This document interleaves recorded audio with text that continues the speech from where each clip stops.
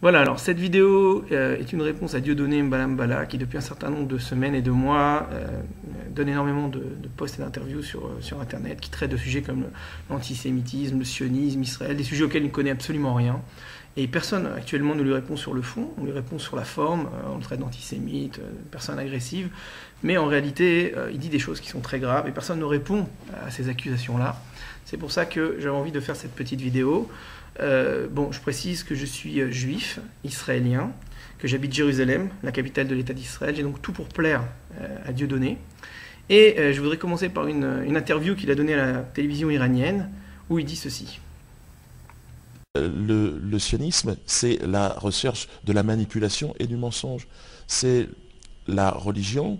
Enfin, la religion, c'est une philosophie, on ne sait pas exactement ce que c'est en réalité, si ce n'est le vice, la perversion et le racisme. C'est l'opposé même des valeurs et chrétiennes et de l'islam. Voilà, on voit qu'il ne sait absolument pas ce qu'est le sionisme, lui-même le dit dans la vidéo, on ne sait pas trop ce que c'est. Par contre, on voit qu'il essaye de légitimer une position antisioniste qui serait le combat contre une idéologie raciste qu'il n'arrive pas lui-même à définir, mais enfin bon, c'est la base de sa thèse. D'ailleurs, il prétend ne pas être antisémite, mais être antisioniste en toute légitimité. Or ça, c'est une grosse erreur, c'est un amalgame qu'on voit beaucoup dans les médias français. Beaucoup de gens disent on a tout à fait le droit d'être antisioniste et pas antisémite pour autant. Or, si lui n'arrive pas à définir ce qu'est le sionisme, moi je vais le dire en quelques mots, le sionisme c'est une idéologie qui vient à la base de la Torah, de la Bible, hein, qui dit que le peuple juif a le droit de revenir sur sa terre, et qui prône en fait le retour du peuple juif sur sa terre, et la terre d'Israël, l'État d'Israël, comme le foyer national du peuple juif. Or, tout celui maintenant qui va se prétendre antisioniste va en fait nier le droit au peuple juif à vivre sur sa terre. Alors ça va beaucoup plus loin que la simple critique de la politique de l'État d'Israël, qui elle peut en quelque sorte être légitime, on peut en discuter, mais le fait de se prétendre antisioniste, on va dire avéré, c'est une forme d'antisémitisme, puisque c'est nier la valeur centrale du judaïsme, sur laquelle le judaïsme est basé, à savoir que la terre d'Israël appartient au peuple d'Israël. Donc sur ça, il y a énormément d'amalgames. Il faut savoir aussi, en tout cas moi je le pense, que si Hitler avait vécu de nos jours, il n'aurait certainement pas été antisémite, il aurait été antisioniste, puisque l'antisionisme, c'est aujourd'hui la version politiquement correcte de l'antisémitisme. C'est pas in d'être antisémite. Après, évidemment, ce qui s'est passé pendant la Deuxième Guerre mondiale, c'est dur à tenir des propos antisémites avérés.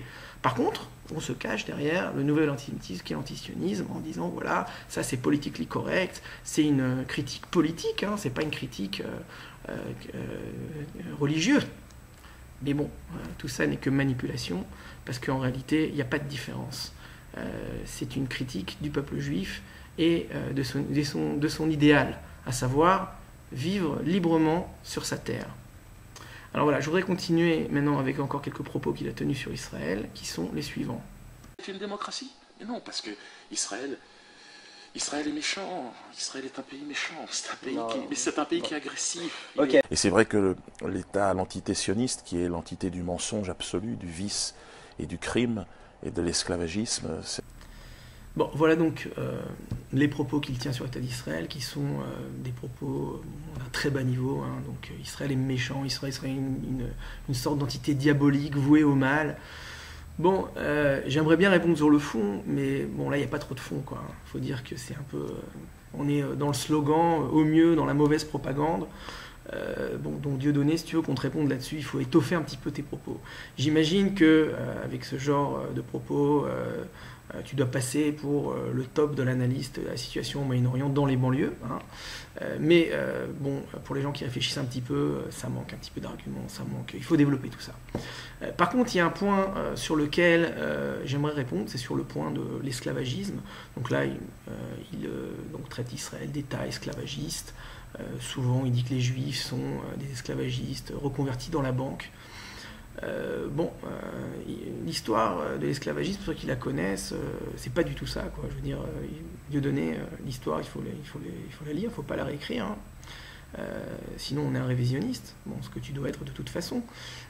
Mais bon, moi, dans l'histoire de l'esclavage, je connais la traite transatlantique, à savoir l'esclavage des Noirs par les Blancs, hein, et la traite arabo-musulmane, la traite subsaharienne, qui est l'esclavage des Noirs par les musulmans. Il ne faut pas l'oublier, celle-là, elle est très importante.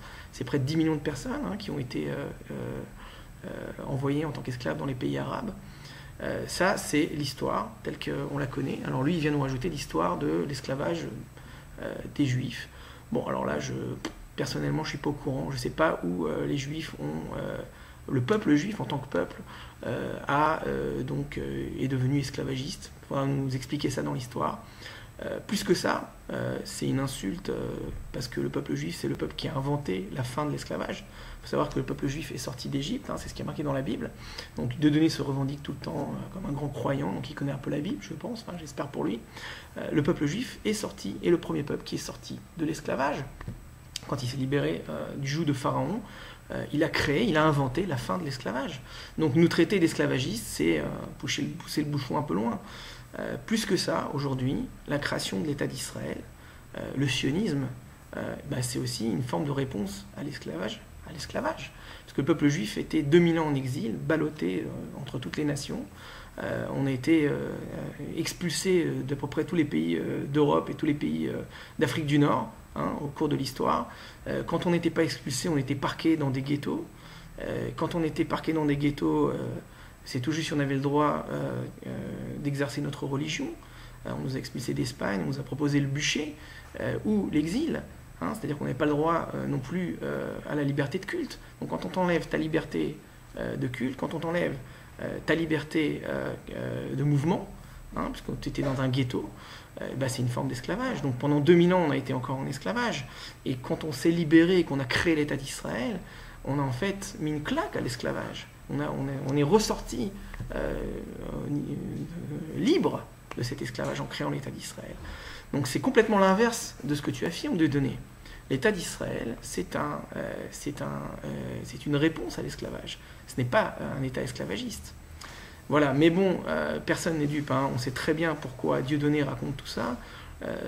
Tout le monde voit concrètement très bien que le but de Dieudonné dans tout ça, c'est de monter la communauté noire contre la communauté juive, en France en tout cas, sur fond de pseudo-racisme. Or, c'est complètement bête et idiot quand on sait très bien qu'il n'y a pas de racisme chez nous.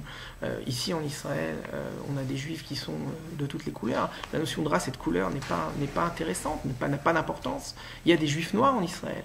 Israël a ramené des centaines de milliers de juifs d'Éthiopie qui étaient en danger dans leur pays à cause de la guerre entre l'Éthiopie et l'Érythrée. Ils vivent ici en Israël, ils sont intégrés en Israël. Et ça doit te foutre les boules, Dieudonné. Hein, de savoir qu'il y a des juifs noirs, ça doit t'embêter parce que ça contradit beaucoup ta thèse.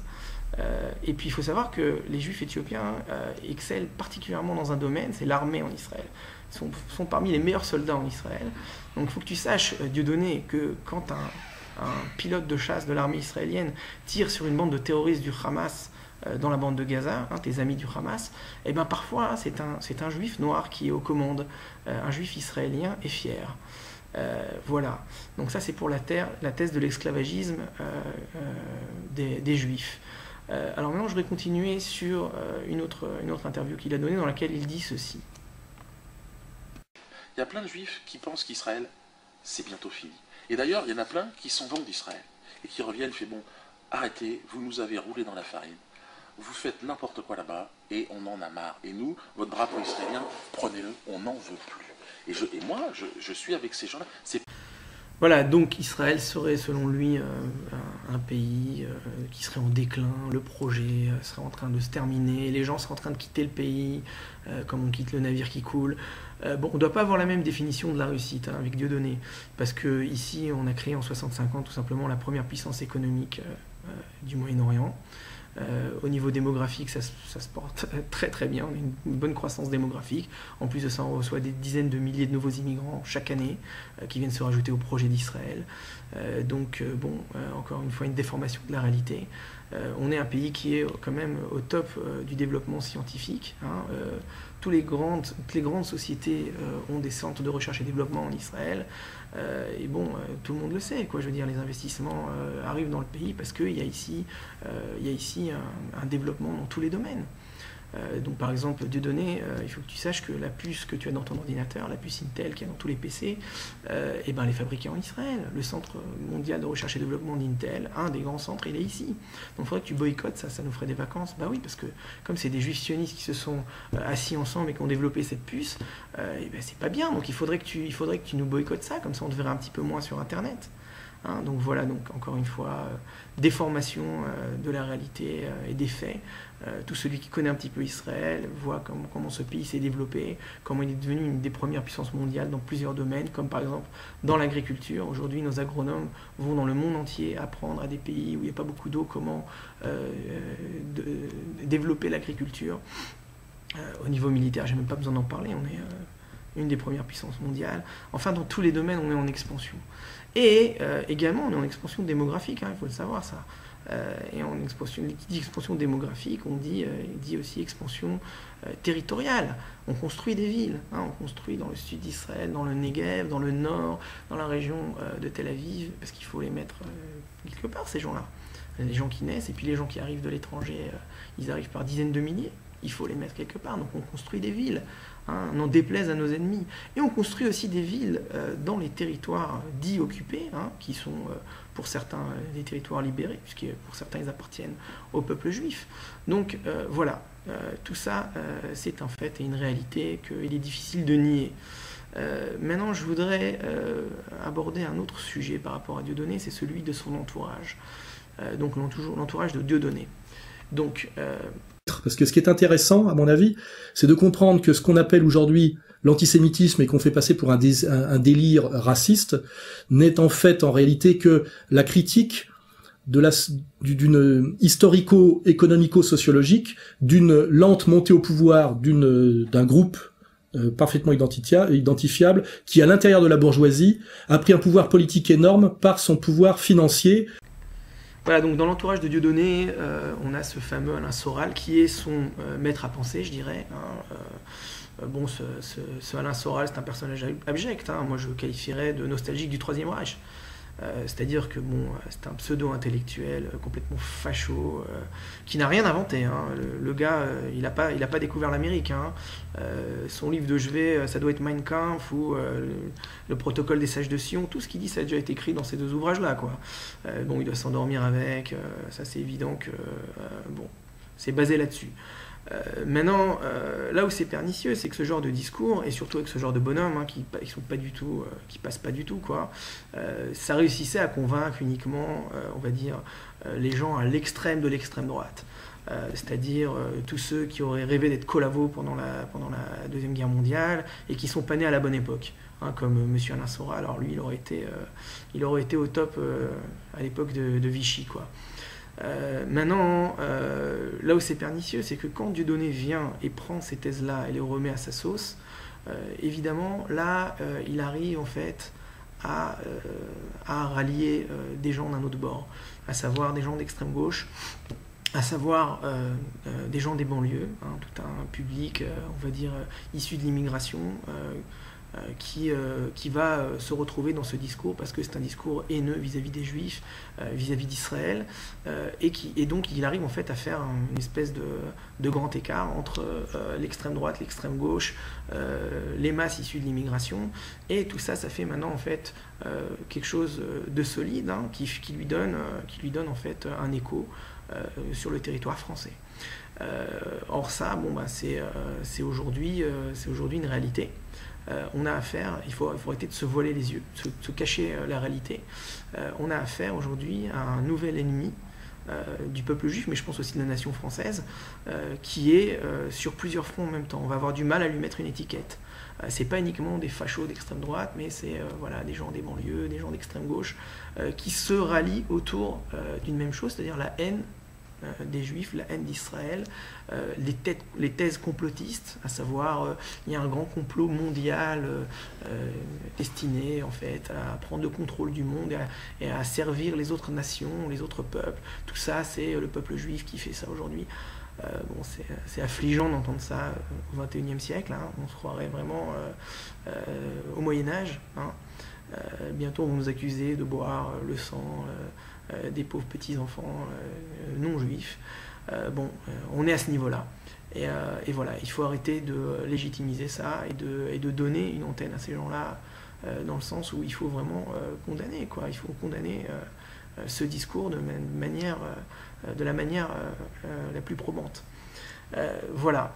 Maintenant, je voudrais passer à autre chose. Ceux qui ont tué le Christ, c'est pas les musulmans. Pas les musulmans. Ne dis pas que c'est les Juifs, s'il te plaît. Non, mais c'est les Romains. Oui, c'est les Romains. D'accord. Oui, Mais là-dessus on est d'accord. C'est le Sanhédrin, c'est les Juifs et Romains, main dans la main, qui vont accomplir cette mission. Voilà, je voudrais passer à l'aspect un petit peu mystique de Dieudonné. Il faut savoir que Dieudonné se définit comme un croyant, il est catholique pratiquant, c'est comme ça qu'il se définit. Et très souvent, dans ses interviews, il tend à ramener l'histoire du Christ qui aurait été assassiné par le peuple juif.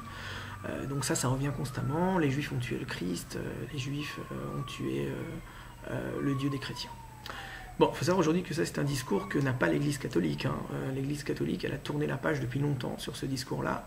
Ce discours-là a fait que pendant 2000 ans, le peuple juif a été persécuté dans les pays chrétiens, qu'on l'a accusé de déicide, hein, et qu'aujourd'hui, l'Église a un peu fait son mea culpa sur cet épisode-là et ne remet pas cet épisode-là sur le tapis. Par contre, Dieudonné, lui, sans arrêt, il le remet sur le tapis. Donc moi, je voudrais dire plusieurs choses à ce niveau-là. La première chose, c'est que le Christ, hein, Jésus, était juif. Hein, c'était un rabbin juif, d'accord, qui vivait parmi les juifs. Donc toute cette histoire-là, qui s'est déroulée il y a 2000 ans, c'est une histoire qui a lieu à l'intérieur du peuple juif, c'est une histoire entre juifs. Un juif qui s'est prétendu Messie, qui n'a pas été accepté par les autres juifs, et comme Israël était sous tutelle romaine à l'époque, et que les Romains l'ont vu comme perturbateur, il a été effectivement assassiné par les Romains, et vu comme un perturbateur par les Juifs. Maintenant, qu'est-ce que ça a à voir avec aujourd'hui de ramener cette histoire sans arrêt sur la scène médiatique, si ce n'est attiser la haine, encore une fois, contre nous? Quel est le rapport, hein? Alors moi, je pense que le rapport, il est dans une guerre de religion que Dieudonné essaye de créer entre les Juifs et les chrétiens.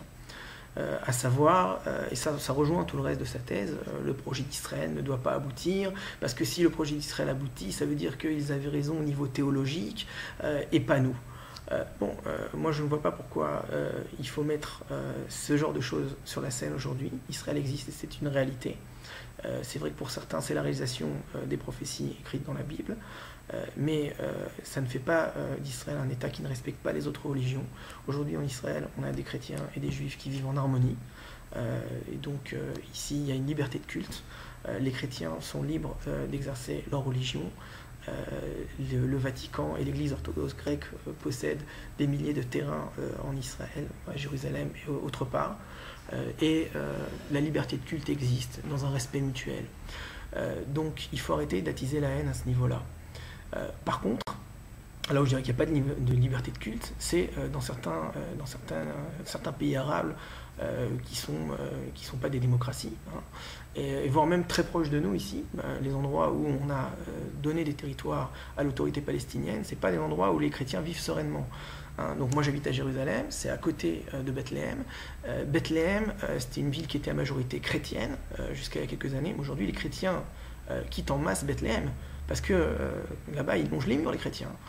À Bethléem, aujourd'hui, il y a une répression ouverte contre les chrétiens. Il faut savoir que Bethléem n'est plus sous mandat israélien, c'est-à-dire qu'aujourd'hui, c'est l'autorité palestinienne qui gère Bethléem, c'est l'armée palestinienne qui gère Bethléem, et depuis que les Juifs sont sortis de Bethléem, les chrétiens, ils l'ont pas bonne là-bas. Alors effectivement, on ouvre la ville pour les fêtes de Noël, il y a des touristes qui viennent. Bon, alors là, on essaye de cacher un peu ce qui se passe dans la ville, mais au jour le jour, c'est des persécutions sans arrêt, et c'est pour ça qu'ils quittent la ville. Hein. Donc là où il y a des persécutions, c'est pas là où il y a le peuple juif forcément au niveau des chrétiens. Pareil au Liban, hein, on voit bien que les Libanais chrétiens ne sont pas en bons termes, c'est le moins qu'on puisse dire, ni avec les chiites, ni avec les sunnites. Hein, le Hezbollah et les chrétiens maronites, ça fait pas bon ménage ensemble. Donc moi je dirais qu'il faut arrêter ce genre de discours qui est passé, qui est moyenâgeux, on n'est plus là-dedans. Hein. Et il faut savoir que ça se passe très très bien entre les chrétiens et les juifs ici en Israël, et d'ailleurs dans le reste du monde aussi. Donc Dieudonné, bon, encore une fois, t'as tout faux. Maintenant, je pense que dans cette thèse mystique où on aurait donc encore tué le Christ, hein, toute cette thèse-là que tu aimes développer, Dieudonné, ça montre une seule chose. C'est que ce que tu ne peux pas supporter, c'est le peuple juif en tant que peuple, en tant que nation. On va dire que le petit juif religieux qui vit dans un petit ghetto, dans une ville, à New York ou à Paris, ça ne te dérange pas trop.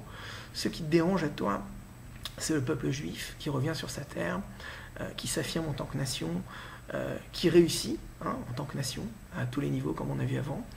Ça te dérange profondément, parce que ça va te remettre toi-même en question. Et je pense que tu as un problème. Je pense que tu as un problème à ce niveau-là. Et que tu vas être obligé malheureusement d'accepter la réalité, à savoir qu'on est bien là, on ne compte pas partir, on est bien installé, on croit en ce qu'on fait, on réussit dans ce qu'on fait, et on a une certaine bénédiction dans ce qu'on fait, puisque après 2000 ans d'exil, on est revenu sur notre terre, et c'est pas un hasard. Pour ceux qui croient au hasard, c'est peut-être un hasard, mais nous on ne croit pas au hasard. Nous on sait que grâce à Dieu, on a un Dieu, il est avec nous. C'est très bien pour nous et c'est très bien aussi pour le reste du monde, parce que comme tu vois, nous ici, on fait progresser l'humanité. On amène des choses qu'il n'y avait pas avant. On développe dans tous les domaines, n'en déplaise à certains comme toi. Donc je te laisse sur ces belles paroles et on va voir si tu vas être capable de répondre quoi que ce soit à tout ce qui a été dit.